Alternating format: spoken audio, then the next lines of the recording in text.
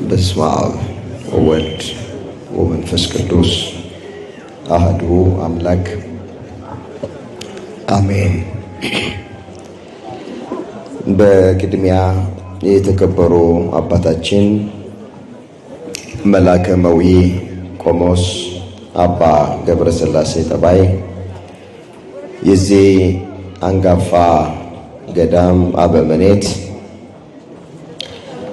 አባቶቼ አበው መነኮሳት፣ የዚሁ ገዳም አገልጋዮች፣ መምህራነ ወንጌል፣ ዘማሪያን ዘማሪያት፣ በዚህ ቅድስና ስፍራ ላይ ከሩቅም ከቅርብም እግዚአብሔር በፍቅሩ የሰበሰባችሁ አባቶች፣ እናቶች፣ እህቶች፣ ወንድሞች፣ ሕፃናትን ጨምሮ በእግዚአብሔር ሰላምታ እንደምን አደራችሁ? አሜን። አምላካችን እግዚአብሔር ያለፈውን ጊዜ በሰላምና በጤና አስፈጽሞን በእድሜያችን ላይ ይህችን ቀን ተጨማሪ አድርጎልን ቃሉ በሚነገርበት ስፍራ ላይ የሰበሰበን የአባቶቻችን አምላክ የእኛም አምላክ እግዚአብሔር ስለማይነገር ስጦታው ቅዱስ ጳውሎስ እንደተናገረ ክብርና ምስጋና ይግባው። የእናታችን የእመቤታችን የቅድስተ ቅዱሳን የንጽሕተ ንጹሐን የድንግል ማርያም መልጃ ጸሎት በረከት ከሁላችን ጋር ይሆንልን። እግዚአብሔር አምላካችን በጉባኤያችን መካከል ተገኝቶ የተሰወረውን የወንጌል ምስጢር ለሁላችን ገልጦ የሚረባንንና የሚጠቅመንን ነገር እንዲያስተምረን የእሱ ቅዱስ ፈቃዶ ይሆንልን። እንኳን አደረሳችሁ። አመስግኑት እዚህ ያደረሰንን አምላክ። ክብር ምስጋና ለአምላካችን ለእግዚአብሔር ይሁን። እሺ እንግዲህ እግዚአብሔር በሰጠን ጊዜና ሰዓት የምንማማርበት የትምህርታችን ርዕስ የሚሆነው እግዚአብሔር ይጎበኛችኋል የሚል ይሆናል። ይህንን በርዕስነት ያነሳነውን ኃይለ ቃል በመጽሐፍ ቅዱሳችን ላይ ተመዝግቦ የምናገኘው በኦሪት ዘፍጥረት በምዕራፍ 50 ቁጥር 24 ላይ ነው። እግዚአብሔር ይጎበኛችኋል። ርዕሳችን ይሄ ነው። በዚህ ርዕስ ውስጥ እየፈጠንን 3 ነገሮችን እንደ እግዚአብሔር መልካም ፍቃድ እናያለን። በመጀመሪያ እግዚአብሔር ይጎበኛችኋል ማለት ምን ማለት ነው የሚለውን እንመለከተዋል። በሁለተኛ ደረጃ በመጽሐፍ ቅዱስ በእግዚአብሔር የተጎበኙ ሰዎችን ከብሉይ ኪዳን አንድ ከአዲስ ኪዳን አንድ ለአብነት እንመለከታለን። በሶስተኛ ደረጃ አሁን እኛን እግዚአብሔር እንዲጎበኘን ምን እናድርግ የሚለውን ተመልክተን ትምህርታችንን እንቋጨዋለን። ቆሞ ለመናገር ቁጭ ብሎም ለማድመጥ ጥበብ ከእግዚአብሔር ሲሰጥ ብቻ ነውና ለኔ ለባሪያው ተናጋሪ የሆነ አንደበትን ለናንተም ለሰሚዎቹ አስተዋይ የሆነ ልቡናን ቸሩ አምላካችን እግዚአብሔር ለሁላችንም በቸርነቱ ያደለ። በርዷቸዋል መሰለኝ አሜን ማለት ሁሉ አቅቷቸዋል። እስኪ አንድ ጊዜ እግዚአብሔርን አመስግኑት፣ እልል በላቸው አመስግኑት። ከኔ የቀጠላችሁ በርዕስነት ያነሳነውን ኃይለ ቃል ይህ ድምፅ የሚሰማችሁ ሁላችሁም በህብረት እስኪ ለመናገር ራሳችሁን አዘጋጁ። እግዚአብሔር በሉስ።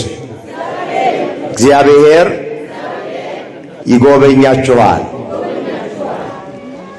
የአባቶቻችን አምላክ እግዚአብሔር ሁላችንን በምህረቱ ይጎብኘን።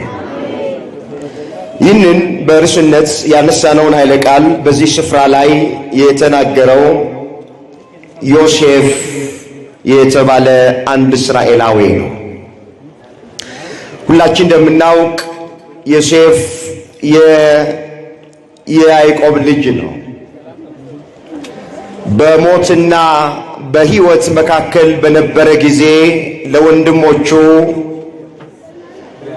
እግዚአብሔርን መጎብኘት ይጎበኛችኋል፣ በዚህ በግብፅ ምድር አትቆዩም፣ ማርና ወተት ወደምታፈሰዋ ወደ ምድረ ርስት ወደ ከነዓን ያስገባችኋል።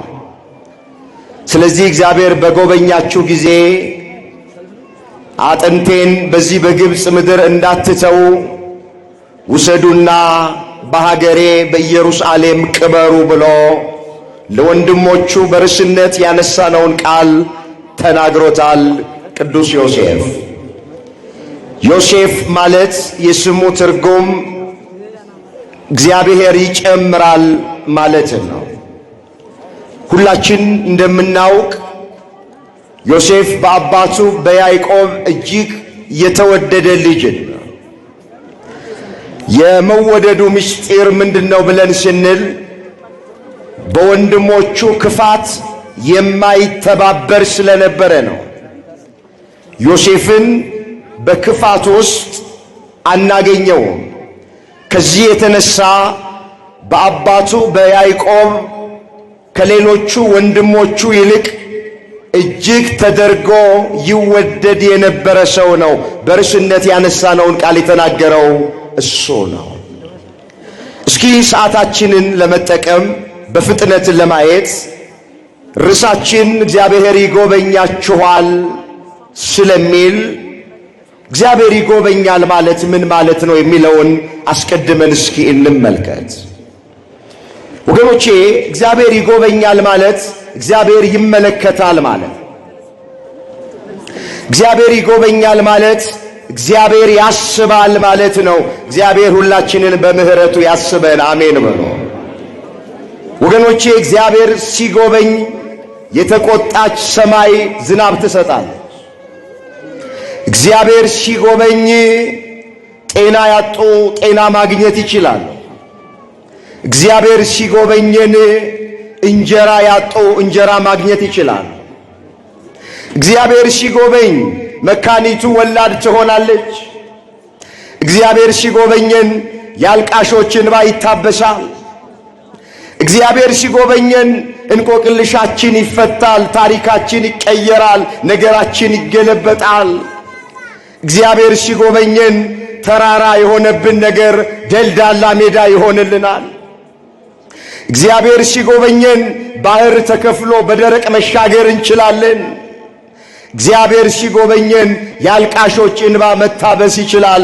አሁንም እግዚአብሔር ሁላችንን ይጎብኘን።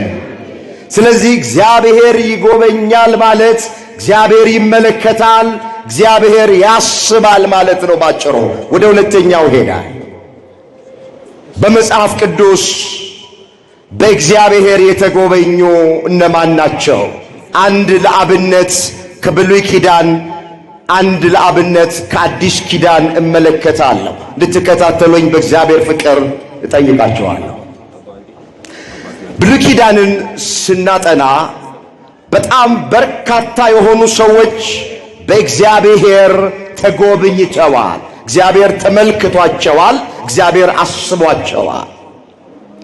ለአብነት በመጽሐፈ ሩት ምዕራፍ 1 ቁጥር 1 ጀምሮ ስንመለከት ኑኃሚንንና ቤተሰቦቿን እናገኛለን።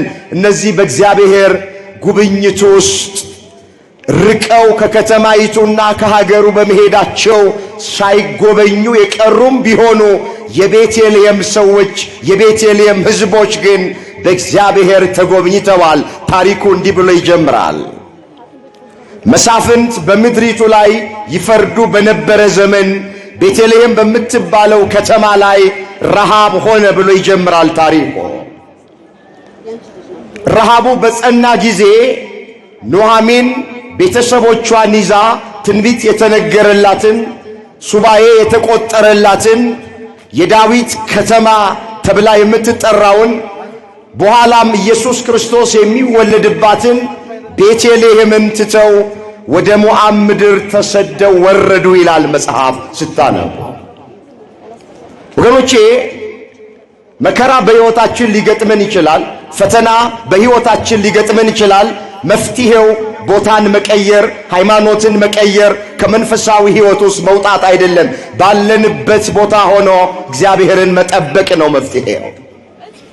በቤተልሔም ረሃብ በነበረ ጊዜ ኑኃሚንና አቤሜሌክ ስፍራቸውን ለቀቁ። ኢየሩሳሌምን ቤተልሔምን ትተው ወደ ሞዓብ ምድር ወደ አሕዛብ መንደር ተሰደው ወረዱ። ነገር ግን አልተጠቀሙም። ሁላችን ታሪኩን እንደምናውቅ ሞዓብ ምድር እንደደረሱ ኑኃሚን ባሏ አቤሜሌክን አጣች በሞት። ባሏን ብቻ አይደለም ያጣችው፣ ሁለት ልጆቿን ማህሎንና ኬሊዮንንም አጣች። የወላድ መካን ሆነች፣ ብቻዋን ቀረች ይላል። ስፍራ መልቀቅ ዋጋ ያስከፍላል። መጽሐፍ የገዢ ቁጣ በገጠመ ጊዜ፣ መከራና ፈተና በገጠመ ጊዜ ስፍራህን አትልቀቅ ይላል። እዛ መጽሐፍ መክብብ ምዕራፍ 10 ቁጥር 5 ላይ የተመዘገበ እግዚአብሔር ቃሉን ባካችሁ አስተውሉት። የገዢ ቁጣ በገጠመ ጊዜ፣ በሕይወት ውስጥ መከራና ፈተና በገጠመ ጊዜ ስፍራህን አትልቀቅ። አሁን አንዳንድ ሰዎች በሕይወታቸው የሆነ መከራ ሲገጥማቸው መፍትሄ የሚመስላቸው ሃይማኖት መቀየር ነው፣ ወይም መተተኛው ቤት፣ ድግምተኛው ቤት፣ ጠንቋይ ቤት፣ ስርማሽ ቅጠል በጣሹ ቤት፣ ለራሳቸው የማያውቁ ሰዎች ጋር መሄድ የሚመስላቸው ሰዎች አሉ። ወገኖቼ እንደሱ አይደለም። እዚሁ ሆነን እግዚአብሔርን እንጠብቀው። እግዚአብሔር የጉብኝት ጊዜ አለው። እግዚአብሔር የሚመለከትበት እኛን የሚያስብበት ጊዜ አለው። እንባችንን የሚያብስበት፣ ታሪካችንን የሚቀይርበት፣ ነገራችንን የሚገለብጥበት ጊዜ አለው። ኑኃሚን ግን ከባሏ ጋር ቤተልሔምን ትታ ሄደች። እሷ ከሄደች በኋላ መጽሐፉ እንደዚህ ይላል፣ ላነበው ፈልጋለሁ። መጽሐፈ ሩት ምዕራፍ 1 ቁጥር 6 ላይ እግዚአብሔር ይላል ቤተልሔምን ጎበኘ ለሕዝቡም እንጀራን ሰጠ ይላል። ክብር ምስጋና ለአምላካችን ለእግዚአብሔር ይሁን። እግዚአብሔር የተመሰገነ ይሁን። እስኪ እግዚአብሔር በሉ ሁላችሁ። ቤተልሔምን ጎበኘ ለሕዝቡም እንጀራን ሰጠ። ምንን ሰጠ? የሁላችሁ እግዚአብሔር የጉብኝት ጊዜ አለው ያልኳችሁ ለዚህ ታግሰው የጠበቁት የጥቂቱን ጊዜ ረሃብ፣ የጥቂቱን ጊዜ መከራ ታግሰው ቤተልሔማችንን አንለቅም፣ ሀገራችንን አንለቅም፣ ስፍራችንን አንለቅም ብለው የታገሱት በእግዚአብሔር ተጎበኙ። እግዚአብሔር ተመለከታቸው፣ እግዚአብሔር አሰባቸው፣ ተባረኩ። የመጀመሪያ በብሉይ ኪዳን በእግዚአብሔር የተጎበኙት የቤተልሔም ሕዝቦች ናቸው። የቤተልሔም ሰዎች ናቸው። ወደ አዲስ ኪዳን እንመጣ። አዲስ ኪዳን ላይም ስንመጣ በርካታ የሆኑ ሰዎች በእግዚአብሔር ተጎብኝተዋል። ለአብነት ካለን ሰዓት አኳያ አንዱን ባጭሩ መለከታል። በሉቃስ ወንጌል በምዕራፍ 7 ቁጥር 11 ጀምሮ ስትመለከቱ በአንድ ወቅት ጌታችን መድኃኒታችን ኢየሱስ ክርስቶስ ወንጌል እየሰበከ ያዘኑትን በቃሉ እያጽናና የተጨነቁትን በቃሉ እያረጋጋ ናይን ወደምትባል ከተማ ገባ ይላል። ወደዚያች ከተማ በገባ ጊዜ አንዲት ደሃ መበለት ማለት ባል የሞተባት ሴት ማለት፣ ብቻዋን የምትኖር ሴት ማለት ነው። መበለት ማለት ይሄ ነው። ባሏ ሞቶባታል። ይቺ ሴት የባሏ መሞት ሳያንስ ተቀዳሚ ተከታይ የሌለው አንድ ልጅ ነበራት። ልጇ ሞቶባት ለማስቀበር አስክሬኑን አሸክማ ወደ መቃብር ትሄድ ነበረ። በዓይነ ሕሊናችሁ ሳሏት። ይቺን ሴት ባሏ ሞቶባታል፣ እንደገና ደግሞ አንድ ተስፋ የሚሆናት ልጅ ነበራት። ልጇን ሞተባት። ያ ልጇን ለማስቀበር አስክሬን አሸክማ ወደ ቀብር ስፍራ ስትሄድ ኢየሱስ ክርስቶስ ያዘኑትን ሊያጽናና፣ የተጨነቁትን ሊያረጋጋ፣ ተስፋ የቆረጡትን በቃሉ ተስፋቸውን ሊቀጥል፣ ያልቃሾችን እንባ ሊያብስ ወደ ናይን ከተማ ሲገባ ፊት ለፊት ተገናኙ ይላል። ችግራችንና እግዚአብሔር ሲገናኝ ያኔ መፍትሄ እናገኛለን። ወዲያው እንደዚህ አለ። ሴቲቱን አያትና አንቺ ሴት፣ አው ጌታም ባያት ጊዜ ይላል መጽሐፉ፣ አዘነላትና አይዞሽ አታልቅሽ አላት። እግዚአብሔር አይዟችሁ ይበላል። እስኪ ጌታም በሉ። ግዴለም የእግዚአብሔር ቃል ነው። ቢኮራ በእግዚአብሔር ቃል አይኮራም። ሁላችሁ ተናገሩ። ጌታም ባያት ጊዜ አዘነላትና አይዞሽ አታልቅሽ አላት። ምን አትበይ ወገኖቼ፣ እግዚአብሔር አዛኝ አምላክ ነው። እግዚአብሔር ርኅሩህ የሆነ አምላክ ነው። በማናችንም መጨነቅ እግዚአብሔር ደስተኛ አይደለም። በማናችንም እንቅልፍ ማጣት እግዚአብሔር ደስተኛ አይደለም። ሰው ሲያዝን የመጨረሻ እርዳታው ከንፈር መምጠጥ ነው። ታውቃላችሁ፣ ገንዘብ እያለው በገንዘቡ ሊረዳን አይፈልግም። ሌላም ነገር እያለው አያግዘንም። አዝኖ ከንፈር መጥቶ ነው የሰው ልጅ መሄደው። እግዚአብሔር ሲያዝን ግን ወደ ድርጊት ያመራዋል።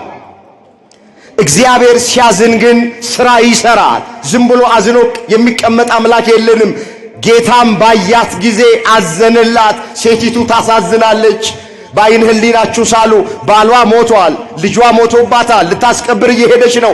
እየወደቀች እየተነሳች እንባዋን እንደ ክረምት ጎርፍ በአራት ማዕዘን ነው የምታፈሰው። ተስፋዋ ነው ልጇ። የባሏን ሐዘን የምትረሳው በልጇ ነበራ። ልጇን ሞተባት። በእንቅርት ላይ ጆሮ ደግፍ ሆነባት። በቁስል ላይ ጥዝጣዜ ሆነባት። አንዳንድ ጊዜ ሕይወት እንደዚህ ትሆናለች። አንዱን መከራ ስንሻገር ሌላ መከራ ይገጥመናል። አንዱን መከራ ስንሻገር ሌላ መከራ ይገጥመናል። መጽሐፍ የሰው ሕይወቱ በምድር ላይ ብርቱ ሰልፍ ነው ተብሎ ተጽፏል። ኢዮብ 7 ቁጥር 1 ላይ የሰው ሕይወቱ ብርቱ ሰልፍ ነው በምድር ላይ። ወገኖቼ ሕይወት ሰልፍ ናት። ሁልጊዜ እንደተመቸን፣ ሁልጊዜ እንደሳቅን፣ ሁልጊዜ እንደተሳካልን አልጋ ባልጋ የሆነ ሕይወት በክርስትና ሕይወት ውስጥ የለም። ማጣት አለ፣ ህመም አለ፣ ሐዘን አለ፣ እስር አለ፣ መራብ አለ፣ መጠማት አለ፣ መገፋት አለ። የሰው ሕይወቱ በምድር ላይ ብርቱ ሰልፍ ነው ማለት ይሄ ነው። እቺ ሴት ሕይወት ብርቱ ሰልፍ ሆነባት። ታነባለች፣ ታለቅሳለች። ኢየሱስ ክርስቶስ አያትና አዘነላት። ለዚህ ሴት ያዘነ አምላክ ለኔና ለእናንተም ይዘንልን። ጌታም ባያት ጊዜ አዘነላት፣ አታልቅሽ አላት። ምን አትበይ? አታልቅሽ አላት። ወዲያው አስክሬን የተሸከሙትን ቁሙ አላቸው። አውርዱት አላቸው። አወረዱት። ቀረብ አለና ቀኝ እጁን እንደዚህ ያዘውና አንተ ጎበዝ እልሃለሁ ተነሳ አለው።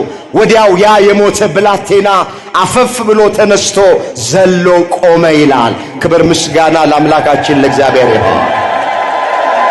ለእናቱ ስጧት አለ። አው ለእናቱ ስጧት፣ የባልሽን ሐዘን ያስረሳሽ አላት። እንባዋ ታበሰ። ይቺ ሴት አፏ በሳቅ ከንፈሯ በእልልታ ተሞላ። ታሪኳ ተቀየረ። በእግዚአብሔር ተጎበኘች። በዚያ የነበረው ሕዝብ እንደዚህ አለ፣ በእውነት እግዚአብሔር ሕዝቡን ጎበኘ እያለ እግዚአብሔርን አመሰገነ ይላል። አመስግኑት። ክብር ምስጋና ለስሙ ይሁን። አዲስ ኪዳን በእግዚአብሔር ከተጎበኙ መካከል እቺ መበለት ሴት ናት። ሶስተኛውን እንመልከተው። አሁን እግዚአብሔር እኛን እንዲጎበኘን ምን እናድርግ? ይህን ተመልክቼ ትምህርቴን ጠቀልለዋለሁ። ካፊያ ላይ ስለሆናችሁ ብዙ ጊዜያችሁን መውሰድ ስላልፈለግኩ ነው በሩጫ እየተመለከትኩ ያለሁት። መቼስ እግዚአብሔር እንዲያስበውና እንዲመለከተው የማይፈልግ ሰው የለም። ሰው ጤነኛ ከሆነ ካላበደ እግዚአብሔር እንዲጎበኘው ይፈልጋል። ጠዋት ማታ ወደዚህ የቅድስና ተራራ የምንመጣ ፀሐዩና ዝናቡ ሳይበግረን በማይመች ሁኔታ ውስጥም ወደዚህ ስፍራ በማለዳ ተነስተን የምንገሰግሰው የእግዚአብሔርን ጉብኝት ፈልገን ነው። ሌላ ምን ምስጢር አለ? እግዚአብሔር እንዲያየን ነው። እግዚአብሔር እንዲመለከተን ነው። እግዚአብሔር እንባችንን እንዲያብሰው ነው። እግዚአብሔር ጥያቄያችንን እንዲመልሰው ነው። እግዚአብሔር የዘመናት እንቆቅልሻችንን እንዲፈታ ነው የመጣ ነው። ሌላ ምን ምስጢር አለ? የመጣንበት ዓላማ ወገኖቼ፣ እግዚአብሔር ታማኝ ነው። ይጎበኛለው ካለ እግዚአብሔር ይጎበኛል። ለባህሪው ሐሰት አይስማማውም። ላይጎበኘን አዎ እጎበኛችኋለሁ አላለንም። ላይመለከተን እመለከታችኋለሁ አላለንም። ላያስበን አስባችኋለሁ አላለንም። መጽሐፍ ምንድነው የሚለው? ሐሰትን ይናገር ዘንድ እግዚአብሔር ሰው አይደለም ተብሎ ተጽፏል። በኦሪት ዘኍልቍ ምዕራፍ 23 ቁጥር 19 ላይ የተመዘገበ እግዚአብሔር ቃል ሐሰትን ይናገር ዘንድ እግዚአብሔር ሰው አይደለም። ታውቃላችሁ፣ ሐሰተኛ የሰው ልጆች ናቸው። ለእግዚአብሔር ባህሪ ሐሰት አይስማማውም። አንድም ቀን እግዚአብሔር ሐሰት ተናግሮ አያውቅም።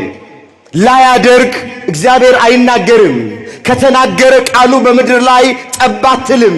ሰው ነው ሐሰተኛ፣ ጠዋት የተናገረውን ከሰዓት የማይደግም፣ ዛሬ የተናገረውን በንጋታው ማይደግም የሰው ልጅ ነው። እኔና እናንተ ነን። እግዚአብሔር ለባህሪው ሐሰት አይስማማውም። ሐሰት ተናግሮም አያውቅም እግዚአብሔር። ስለዚህ ምን እያልኳችሁ ነው? ላይጎበኘን እጎበኛችኋለሁ አላለንም። ላያስበን አስባችኋለሁ አላለንም። ላይመለከተን እመለከታለሁ ብሎ እግዚአብሔር አልተናገረም። ከኔና ከእናንተ የሚጠበቅ ነገር አለ። እግዚአብሔር እንዲጎበኘን የእግዚአብሔርን ጉብኝት ለማግኘት ከኛ የሚጠበቅ ነገር አለ። የመጀመሪያ እግዚአብሔርን በትዕግስት ሆኖ መጠበቅ። መጽሐፍ ምን ይላል? በሰቆቃወ ኤርምያስ ምዕራፍ 3 ቁጥር 49 ላይ የተመዘገበ እግዚአብሔር ቃል። ቃሉን አስተውሉት። ነቢዩ ኤርምያስ የተናገረው ቃል እግዚአብሔር ከላይ ከሰማይ እስኪጎበኘኝና እስኪመለከተን ድረስ ዓይኔ ሳታቋርጥ ዝምም ሳትል እምባን ታፈሳለች ብሎ ተናገረ። ወገኖቹ እስራኤል በ70 ዓመት ምርኮ በባቢሎን በነበሩ ጊዜ ብዙዎቹ በረሃብ ባለቁ ጊዜ፣ ከረሃብ የተረፉት በሰይፍ ባለቁ ጊዜ፣ ከሰይፍ የተረፉት በበሽታ ባለቁ ጊዜ፣ በመከራ በሰቆቃ በነበሩ ሰዓት ኤርምያስ ምን አለ? እግዚአብሔር ከሰማይ እስኪጎበኘንና እስኪመለከተን ድረስ ዓይኔ ሳታቋርጥ ዝም ሳትል እንባን ታፈሳለች አለ። ስለዚህ ሁላችሁ ምንም ጥርጥር የለውም እግዚአብሔር ከሰማይ የሚጎበኝበት ጊዜ አለው። እኛ በትዕግስት ሆነን እግዚአብሔርን እንጠብቀው።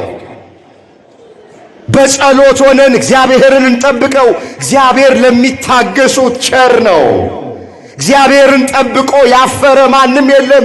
ከብሉይ ኪዳን ከኦሪት ዘፍጥረት እስከ ዮሐንስ ራእይ ስናነብ እግዚአብሔርን ጠብቀውት ልጅ አጥተው የነበሩ በልጅ ተባርከዋል። ጤና አጥተው የነበሩ ጤናቸው ተመልሶላቸዋል። ሰላም አጥተው የነበሩ ሰላም አግኝተዋል። አልቃሾች እንባቸው ታብሶላቸዋል። እግዚአብሔርን በመጠበቅ መክበር ብቻ ነው ያለ። ስለዚህ እግዚአብሔር እንዲጎበኘን ከኛ የሚጠበቀው ነገር በመጀመሪያ ምንድነው ስንል በትዕግስት ሆኖ እግዚአብሔርን መጠበቅ። ንገሩኝ፣ ማንን መጠበቅ? ማንን መጠበቅ? ወገኖች፣ እግዚአብሔርን መጠበቅ ሞኝነት አይደለም፣ ጥበብ ነው፣ ማስተዋል ነው። መጽሐፍ ምንድነው የሚለው? ቢዘገይም እንኳን ምን ቢል እንኳን እግዚአብሔር በእርግጥ ወደ አንተ ይመጣልና አንተ በትዕግስት ሆነህ ጠብቀው። ቃሉን ቀን የቀጥላችሁ ተናገሩት። ቢዘገይም እንኳን በሉስ። በእርግጥ እግዚአብሔር ወደ አንተ ይመጣልና አንተ ግን በትዕግስት ሆነህ ጠብቀው። ምን በለው? ትንቢተ ዕንባቆም ምዕራፍ 2 ቁጥር 3 ላይ የተመዘገበ እግዚአብሔር ሊዘገይ ይችላል። የዘገየ የሚመስለንም ለኛ ነው እንጂ ለእግዚአብሔር ባህሪ መዘግየት የለበት። እሱ ከሰዓት የሚሰራውን ጠዋት አይሰራውም። እግዚአብሔር ነገ የሚሰራውን ዛሬ አይሰራውም። እግዚአብሔር በሳምንት የሚሰራውን እግዚአብሔር በዕለት አይሰራው። የዘገየ የሚመስለን ለኔና ለናንተ እንጂ ለእግዚአብሔር ባህሪ መቸኮል መዘግየት የሚባል ነገር የለበት። ግን ቢዘገይም እንኳን አለ ለኛ በሚገባን ቋንቋ ማለት እግዚአብሔር በእርግጥ ወደ አንተ ይመጣል። አንተ ብቻ በትዕግስት ሆነ ጠብቀው። ውዳሴ ማርያማችሁን እያደረሳችሁ ጠብቁት። ዳዊታችሁን እየደገማችሁ ጠብቁት። ቅዳሴውን እያስቀደሳችሁ ሰዓታቱን ማህሌቱን የበረታችሁ ከአባቶቻችሁ ጋር እየቆማችሁ ጉባኤውን እየተካፈላችሁ የከንፈራችሁን ፍሬ ምስጋና፣ ዝማሬ ለአምላካችሁ ለእግዚአብሔር እያቀረባችሁ ጠብቁት። ይመጣል። ሲመጣ መካኒቱን ወላድ ያደርጋታል። ሲመጣ ጤና ላጣው ጤና ይሰጣል። የምናመልከው አምላክ ጤናን የሚመልስ ቁስልን የሚፈውስ ነው። ለሰው የማይቻል ሁሉ ለአምላካችን ይቻላል። ክብር ምስጋና ለስሙ ይሁን። ሰው ያልቻለውን እግዚአብሔር ይችላል። በተለይ በዚህ ስፍራ ላይ ስንት ሰዎች ናቸው በእግዚአብሔር የተጎበኙት? በርኩሳን መናፍስት ታስረው የነበሩ ስንቶቹ ናቸው ከእስራታቸው የተፈቱት? ስንቶች ጤና አጥተው የነበሩ በዚህ ገዳም በዚህ የቅድስና ስፍራ ላይ ጤናቸውን አገኙ። ልጅ አጥተው የነበሩ ስንት እህቶቻችን በዚህ ስፍራ በኪዳነ ምሕረት በልጅ ተባረኩ። የስንት አልቃሾች እንባ ታበሰ፣ ታሪክ ተቀየረ፣ ነገር ተገለበጠ። ይሄ ስፍራ እግዚአብሔር ሕዝቡን የሚጎበኝበት ልዩ ስፍራ ነው። በዚህ ስፍራ ያቆመንን አምላክ አመስግኖት። ክብር ምስጋና ለአምላካችን ለእግዚአብሔር ይሁን። ስለዚህ ታግሳችሁ ጠብቁት። እግዚአብሔር እንዲጎበኘን የመጀመሪያው ከኛ የሚጠበቀው በትዕግስት ሆኖ መጠበቅ። ለምን ዳዊት ምን ብሎ ነው የዘመረው? እግዚአብሔር ለሚታገሱት ቸር ነው። መዝሙር 144 ቁጥር 9 ላይ እስኪ ቃሉን ከኔ ቀጥላችሁ ተናገሩት። እግዚአብሔር በሉ እስኪ ድምጻችሁን ከፍ አድርጉ እስኪ። እግዚአብሔር ለሚታገሱት ቸር ነው። ምንድነው? ለማ ብዙዎቻችን በእግዚአብሔር መጎብኘት ያቃተን ትዕግስት አልባዎች ስለሆነ አንዳንድ ሰዎች ይታመማሉ። ጸበል ለመጠመቅ ወደዚህ ስፍራ ይመጣል። አንድ ሱባኤ 7 ቀን ይጠመቃል። በሰባተኛው ቀን ከህመማቸው ካልተፈወሱ ኬሻቸውን ጠቅልለው ፍራሻቸውን ጠቅልለው ወደ ቤታቸው ይገባል። እግዚአብሔር በ8ኛው ቀን ይመጣል። እኛ የለን። ብዙዎቻችን ይውላ በደንብ አድርጋችሁ ስሙኝ። በእግዚአብሔር መጎብኘት ያቃተን የእግዚአብሔርን ጉብኝት ማግኘት ያቃተን ትዕግስት አልባዎች ነው። ዛሬውኑ ካልተደረገ የሚሉ ሰዎች መድኃኔ ዓለም ወይ ውረድ ወይ ፍረድ፣ ኪዳነ ምሕረት ዛሬ አድርግ የሚሉ ሰዎች አሉ። እባካችሁ ክርስትና ማለት በራስ ፈቃድ በራስ ሐሳብ መጓዝ አይደለም። እኔ ያልኩት ካልሆነ ማለት አይደለም። ክርስትና ማለት እግዚአብሔር ያለው ይሁን ማለት ነው። አንተ በፈቀድከው ጊዜ አንተ በወደድከው ጊዜ ይፈጸምልኝ ይደረግልኝ ማለት እንጂ ዛሬው አምጣ፣ ዛሬው ስጠኝ፣ ዛሬው አድርገን ብለን እግዚአብሔርን እንድናስጨንቅ አይደለም መጽሐፍ የሚያስተምረን። መታገስ አለብን። እግዚአብሔርን በትዕግስት መጠበቅ አለብን። ለምን? እሱ ለሚታገሱት ቸር ነው ተብሎ ተጽፏል። ማንም ሰው እግዚአብሔርን ታግሶ ጠብቆ ያፈረ ሰው የለም። ዳዊትም ብሎ ነው የዘመረው፣ ቆይቼ እግዚአብሔርን ደጅ ጠናሁት እሱም ዘንበል አለልኝ አለ። እግዚአብሔር ዘንበል የሚልበት የራሱ ጊዜ አለ። እዚህ በዳዊት በመዝሙር 39 ቁጥር 1 ላይ የተመዘገበ የእግዚአብሔር ቃል ላነበው ፈልጋለሁ። እንደዚህ ይላል። ባካችሁ አስተውሉት ይሄንን ኃይለ ቃል። ቆይቼ ምን ብዬ እግዚአብሔርን ደጅ ጠናሁት። እግዚአብሔርን ምን አልኩት? እርሱም ዘንበል አለልኝ ጩኸቴንም ሰማኝ። እግዚአብሔር የሁላችንን ጩኸት ይስማ። ቃሉን አስተውሉት። ቆይቼ ሲል በትዕግስት ማለቱ በምን ማለቱ? ቆይቼ በሚለው ቃል ውስጥ ትዕግስት አለበት። ቆይቼ በትዕግስት እግዚአብሔርን ደጅ ጠናሁት። ቆይቼ በሚለው ቃል ውስጥ ተስፋ አለው። ቆይቼ በተስፋ እግዚአብሔርን ደጅ ጠናሁት። ቆይቼ ሲል ዳዊት ሌላ በእምነት ማለቱ ነው። እግዚአብሔርን በእምነት ቆይቼ ደጅ ጠናሁት፣ እሱም ዘንበል አለልኝ፣ ጩኸቴንም ሰማ። ወገኖቼ ወደ እግዚአብሔር የሚጮሁ ሰዎች እንደ ጮሁ አይቀሩም። እግዚአብሔር ጮኸታቸውን ይሰማል። አሁንም ጮኸታችንን ይስማል። መጽሐፍ ምንድነው የሚለው? ወደ እኔ ጩህ እኔም እመልስልሃለሁ፣ አንተ የማታውቀውን ታላቅና ኃይለኛ ነገር አሳይሃለሁ ተብሎ ተጽፏል። ትንቢተ ኤርምያስ ምዕራፍ 33 ቁጥር 3 ላይ ወደ እኔ ጩህ አለ። ባካችሁ ወዴት መጮህ እንዳለብን እናውቅ። እኔም እመልስልሃለሁ አለ። እግዚአብሔር ጩኸትን ይሰማል። መስማት ብቻ አይደለም፣ ሰምቶ ይመልሳል። አንዳንድ ሰዎች ከኛ ቤተ እምነት ውጭ ያሉ ሰዎች ኦርቶዶክሳውያን ቤተ ክርስቲያን የሚሰበሰቡት ስርዓት ፈጽመው ለመለያየት ነው የሚሉ አሉ። አንዳንድ ምስኪኖች የዋሆች፣ እግዚአብሔር ልብ ይስጣቸው። እኛ ቤተ ክርስቲያን የምንሰበሰበው ስርዓት ፈጽመን ለመለያየት ብቻ አይደለም። ወደ እግዚአብሔር እንጮሃለን፣ ወደ እግዚአብሔር እንጸልያለን፣ ወደ እግዚአብሔር እንለምናለን። እግዚአብሔር ጩኸታችንን ይሰማናል። መስማት ብቻ አይደለም፣ ይመልስልናል። የልባችንን መሻት ይፈጽምልናል። አመስግኖት፣ ክብር ምስጋና ለስሙ ይሁን። ምን አለ ዳዊት? ቆይቼ እግዚአብሔርን ደጅ ጠናሁት፣ እሱም ዘንበል አለልኝ፣ ጩኸቴንም ሰማኝ። ምንን ሰማኝ? ጩኸቱ ከተሰማ በኋላ ምን ብሎ አመሰገነ ዳዊት? አቤቱ አምላኬ አለ፣ ያደረከው ተአምራት ብዙ ነው፣ ሐሳብህን ምንም የሚመስለው የለም፣ ባወራው ብናገረው ከቁጥር ሁሉ በዛ አለ። እስኪ በህብረት ይህን ቃል እስኪ እንናገረው። አቤቱ በሉ እስኪ፣ አምላኬ ያደረከው ተአምራት ብዙ ነው፣ ሐሳብህንም ምንም የሚመስለው የለም፣ ባወራው ብናገረው ከቁጥር ሁሉ በዛ። አመስግኑት። ከቁጥር የበዛ ምሕረቱን ያደረገልን አምላክ ክብር ምስጋና ለስሙ ይሁን። እንግዲህ እግዚአብሔር እንዲጎበኘን ከኛ የሚጠበቀው በትዕግስት ሆነን ማንን መጠበቅ ብቻ። ማንን መጠበቅ? ይመጣል አይመጣም? አቤት! ይጎበኘናል አይጎበኘን?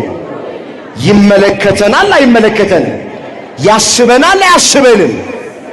በትዕግስት ሆነን እሱ እንድንጠብቀው አምላካችን እግዚአብሔር ሁላችንን በቸርነቱ ይርዳል።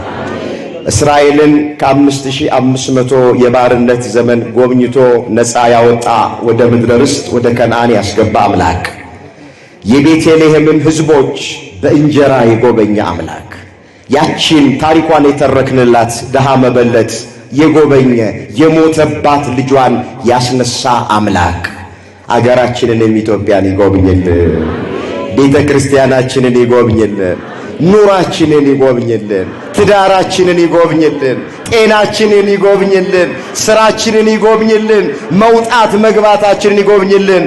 ኪዳነ ምሕረት በአማላጅነቷ ለሁላችን ትቆምልን። እግዚአብሔር ይጎበኛችኋል።